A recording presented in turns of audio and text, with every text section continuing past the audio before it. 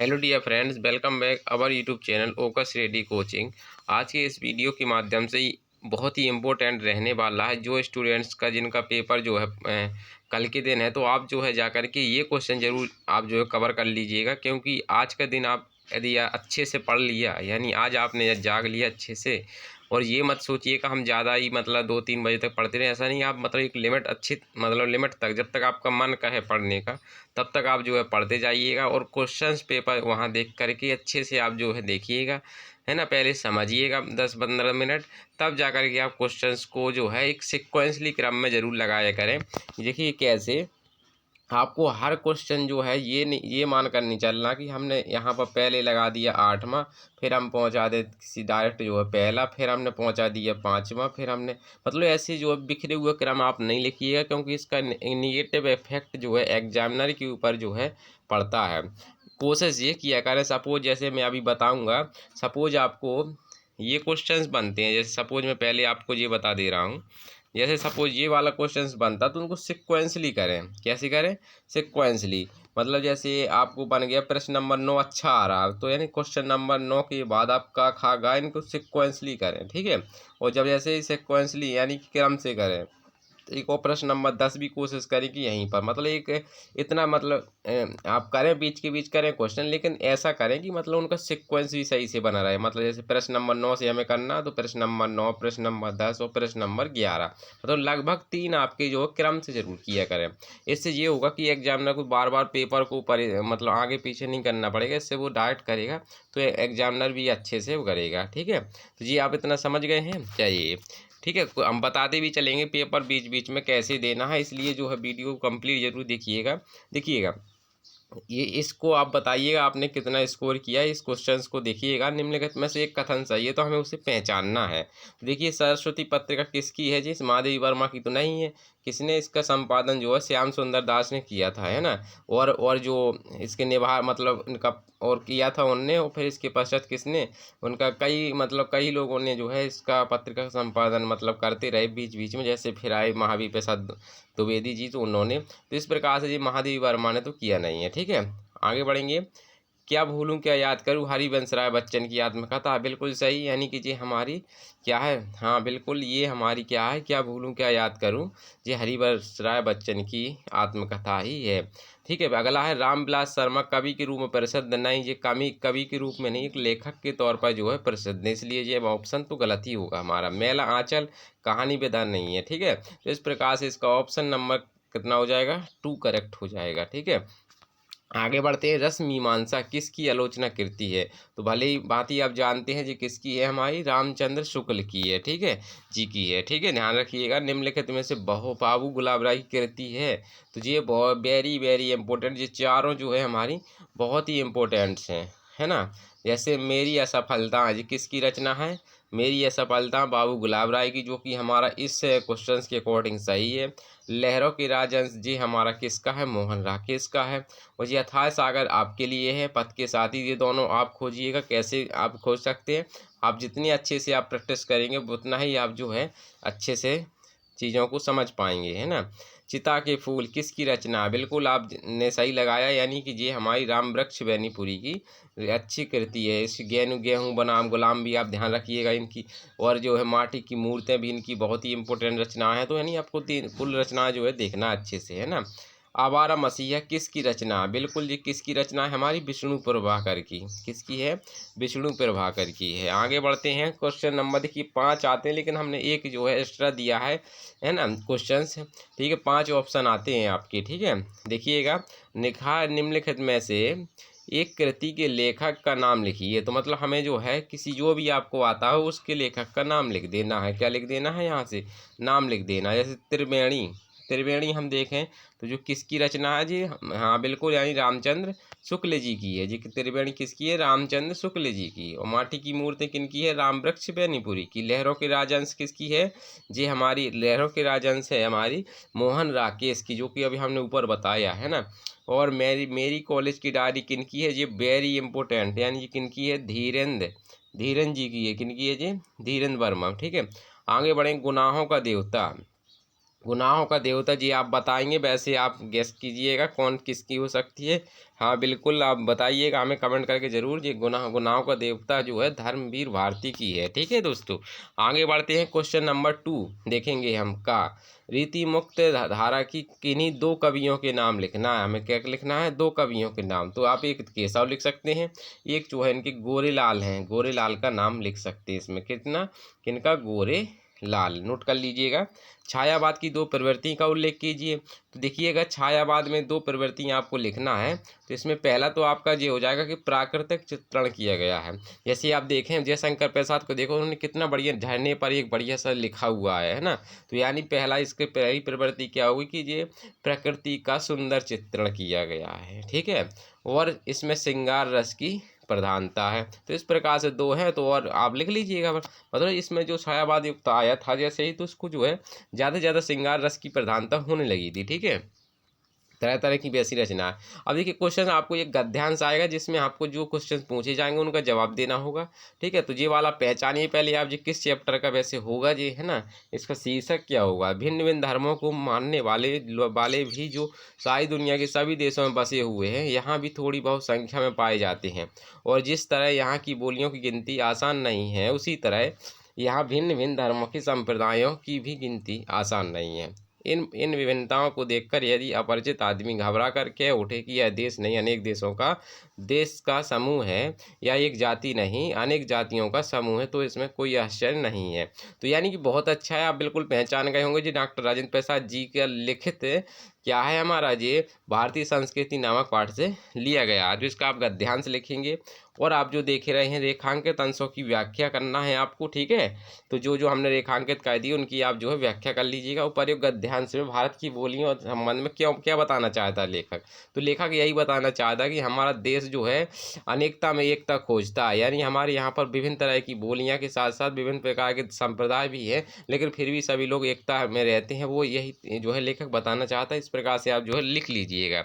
इसका हमने अथवा दिया है कि अथवा भी आप जो है देख लीजिएगा। वैसे एग्जाम में हो सकता है अथवा ना आए, लेकिन आप जो है इसको और भी आपका कवर हो जाएगा, है ना। तो देख लीजिएगा, पहले पहाड़ काट कर उसे खोखला कर दिया गया, फिर उसमें सुंदर भवन बना लिए गए, जहाँ खम्भों पर उभरी मूर्तें विध्वंस उठी, भीतर की दीवारों छत रगड़कर चिकनी कर ली गई, और तब उसकी जमीन पर चित्रों की दुनिया बसा दी गई। इसमें से पलस्तर लगाकर आचार्यों ने लहराती रेखाओं में चित्रों की काया सिरज दी।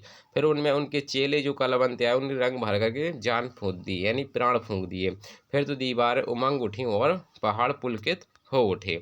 तो इसमें हमें बताना जी कहाँ से है। बिल्कुल जी, भगवत शरण उपाध्याय का लिखित जो अजंता नामक पाठ है वही उसी से जो है लिख लिया गया है। ठीक है, किस पाठ से लिया गया है जी? अजंता से। ठीक है, रेखांकित अंशों की व्याख्या। तो इसमें मैंने रेखांकित अंश नहीं किए, तो आप जो है कहीं से भी आप जो है मान लीजिएगा। जैसे मैंने यहाँ से आपको जो है अंडरलाइन कर लिया है यहाँ से, ये 3 लाइन। ठीक है, तो इसको जो है आप कर लीजिएगा। ठीक है, आगे बढ़ते हैं, देखेंगे अब और रेखांकित अंश पहाड़ों को किस प्रकार से जीवंत बनाया गया। तो इसका उत्तर आपको देखो इसी में मिल जाएगा कि मतलब क्या, पहाड़ों में रंग भर करके प्राण फूंक दिए गए। तो फिर तो मतलब ये हो गए, मतलब उसमें विभिन्न तरह की कलाकृति बना करके उनमें रंग भर करके उन पहाड़ों में क्या है पुलकित कर दिए गए। ठीक है, आगे बढ़ेंगे। क्वेश्चन नंबर 4 देखेंगे कि निम्नलिखित पद्यांशों में से किसी एक के नीचे संदर्भ सहित व्याख्या लिखनी है। यानी ये देखिए, निर्भय स्वागत करो मृत्यु का। मृत्यु एक है विश्राम स्थल, जीव जहाँ से फिर चलता है धारण कर नव जीवन मंडल। मृत्यु एक सरता है जिसमें श्रम से कातर जीव नहाकर फिर नूतन धारण करता है काया रूपी वस्त्र पहाकर। तो यानी कि ये बहुत बेहतरीन हमारी स्वदेश प्रेम से लिया गया है। किससे? स्वदेश प्रेम किससे? स्वदेश प्रेम। तो ये बहुत अच्छा है, मतलब इसको जो है आप जरूर कर लीजिएगा। स्वदेश प्रेम में मतलब क्या है? निर्भय करो स्वागत मृत्यु का। यानी लेखक इसमें ये कवि इसमें यही कहना चाहता है कि हमें मृत्यु से भागना नहीं चाहिए, क्योंकि मृत्यु तो एक हमारा सच है। एक मृत्यु एक विश्राम स्थल है, जहाँ पर जो है एक विश्राम के रूपी में जो है मोक्ष प्राप्त कर सकते हैं। जीव जहाँ से फिर चलता है, यानी जहाँ से जो है जीव आत्मा किसी शरीर में जा कर के प्रवेश करके एक नया जीव क्या है, नया जीव जो है धारण करती है।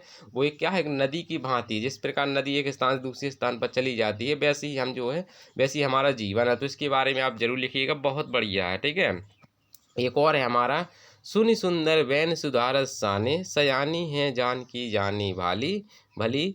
तिरछे करी नैन दे, सैन तिन्ह समझाई, कछु मुस्काई चली। तुलसी तेहि ओसर सोहे, सब अवलोकित लोचन आहुवली। अनुराग तड़ाग में भानु उदय, बिगसी मनु मंजुल कंचिकली। तो ये भैया आप पहचान लीजिए, जी मैंने सभी वैसे बताए हैं, तो आप इसको ज़रूर बताइएगा। इसमें देखो नाम भी छिपा हुआ, तो आपको जो है ये आप ही को बताना है कमेंट करके। सॉरी इसके ज़्यादा भी हो गए हैं, पहले इसको हम पुनः उसी पर आ जाते हैं। ठीक है जी, आपके लिए है, आप हमें कमेंट करके जरूर बताइएगा। सुनि सुंदर बैन सुधारस साने, ये किस चैप्टर से मतलब किस से लिया गया है, ठीक है, किन के द्वारा रचित है। आगे देखेंगे प्रश्न नंबर 5 का नंबर, ये 30 से 3 नंबर का, इसमें आपको जो है जीवन परिचय देते हुए एक रचना का उल्लेख करना है। तो आपको जो सुइटेबल लगे आप इनको जो है करके जाइएगा, ठीक है। एक कवि का हमें जीवन परिचय, उनकी प्रमुख रचना लिखनी है, तो सूरदास जी का और महादेवी वर्मा का। तुलसीदास का भी आप करके जाएंगे, किसका जाएंगे, तुलसीदास जी का, ठीक है, ठीक है। और रश खान का करना वो कर लीजिए, वैसे 3 इंपॉर्टेंट है, तीनों में ही मिल जाएंगे आपको, ठीक है। अब निम्नलिखित में से किसी एक संदर्भ सहित अनुवाद भी करना, तो ये मतलब बताना जी किस पाठ से लिया गया। तो ये तो आप संस्कृत का देखिएगा, तो यानी मानव जीवन से संस्करण संस्कृति, यानी मानव जीवन का संस्करण संस्कृति से ही है, ठीक है। अस्माकम पूर्वज, यानी हमारे पूर्वज मानव जीवन संस्कृति महान प्रयत्न अकुर्वन्, मतलब महान कार्य की जो संस्कार के लिए महान प्रयत्न किया है। ते अस्माकम जीवन से, मतलब उनके हमारे जीवन का संस्कार या आचरण विचार से ही, मतलब इस प्रकार से आप लिखिएगा, मतलब बहुत बेहतरीन रहेगा, आपने है ना, लिखिएगा, ठीक है। और ये देखिए ये भी हमारा वाराणसी से है, तो इसको भी आप जो है कर लीजिएगा। इस प्रकार से ये हमारे संस्कृत के हुए, हमें ये एक कंठस्थ जो है श्लोक, देखिए श्लोक आपको बनता है, पढ़ते बनता है, लेकिन लिखना भी आपको सीखना पड़ेगा, यानी अच्छे से सीखिएगा। उसमें जो विसर्ग, इन चीज़ों का विशेष ध्यान रखिएगा। क्या क्या, विसर्ग यानी 2 बिंदी किस में आएंगी किस में नहीं आएंगी, हलंत, हलंत का चिन्ह बहुत जरूरी है। यदि आपने हलंत का चिन्ह और विसर्ग पर ध्यान नहीं दिया तो आपका श्लोक सही ही होते हुए भी गलत कर दिया जाएगा। यानी पहले लिखिए तो बिल्कुल स्पष्ट शब्दों में आप लिखना सीख लीजिए। अभी आप उठाइए पेन कॉपी और इसको लिखना है सीख लीजिए, ठीक है दोस्तों।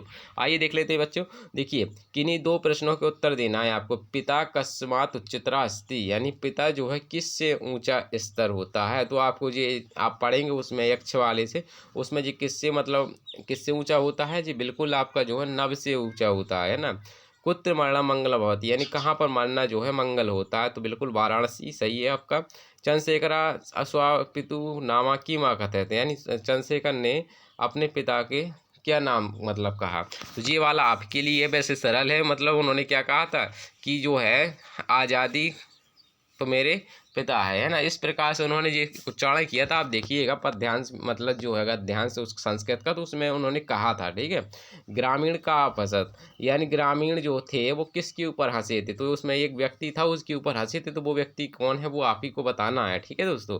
चलिए आगे बढ़ते हैं, देखते हैं। करुण रस या हास रस का स्थायी भाव लिखिएगा और परिभाषा दीजिएगा। और साथ ही देखिए परिभाषा देना और उसका स्थायी भाव जरूर लिखिएगा। कभी कभी क्या होता है जल्दी जल्दी में हम परिभाषा लिख देते हैं लेकिन स्थायी भाव नहीं लिख पाते हैं, तो उसका जरूर ध्यान करिएगा, ठीक है।